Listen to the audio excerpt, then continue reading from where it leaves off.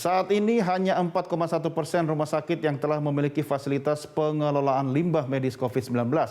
Pemerintah mengalokasikan 1,3 triliun rupiah untuk intensifkan penanganan limbah medis yang lebih sistematis. Untuk memaksimalkan langkah intensifikasi penanganan limbah medis COVID-19, 1,3 triliun rupiah dana dianggarkan, antara lain untuk membangun alat pemusnah. Anggaran ini diproyeksikan berasal dari dana Satgas COVID maupun dana pemerintah daerah, baik dana bagi hasil, dana alokasi khusus, maupun dana transfer daerah khusus.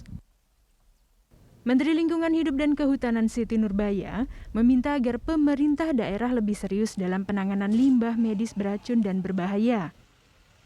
Menteri LHK telah mengirimkan surat melarang Pemda membuang limbah medis COVID-19 ke tempat pembuangan akhir atau TPA.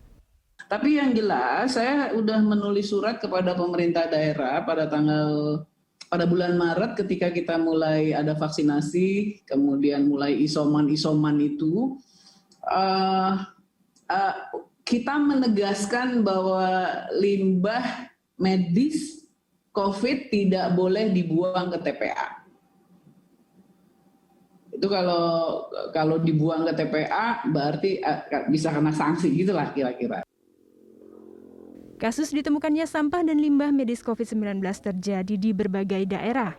1,5 tahun sejak pandemi COVID-19 melanda, peningkatan sampah medis tidak diimbangi dengan kualitas pengolahan limbah. Baru 4,1% rumah sakit di Indonesia yang memiliki alat pengolahan limbah yang layak. Sementara pengusaha pengolahan limbah sangat sedikit dan masih terpusat di Jawa. Baru 4,1% dari rumah sakit yang memiliki fasilitas insinerator yang berizin, ya kan? Kemudian juga di seluruh Indonesia baru ada 20 pelaku usaha pengolahan limbah, gitu. Dan yang terpenting adalah seperti disampaikan Ibu Menteri LHK, hampir semuanya itu masih terpusat di Pulau Jawa. Jadi distribusinya belum merata.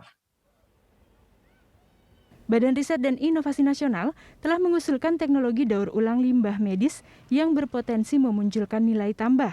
Salah satunya, teknologi yang memunculkan nilai ekonomi baru dan akan meningkatkan kepatuhan vaskes yang menghasilkan limbah. Teknologi tersebut dinilai akan menghasilkan insentif finansial dari sisi bisnis daur ulang dengan alat yang berpotensi mengurangi biaya pengelolaan limbah secara keseluruhan. Glenn Joshua, Berita 1, Jakarta.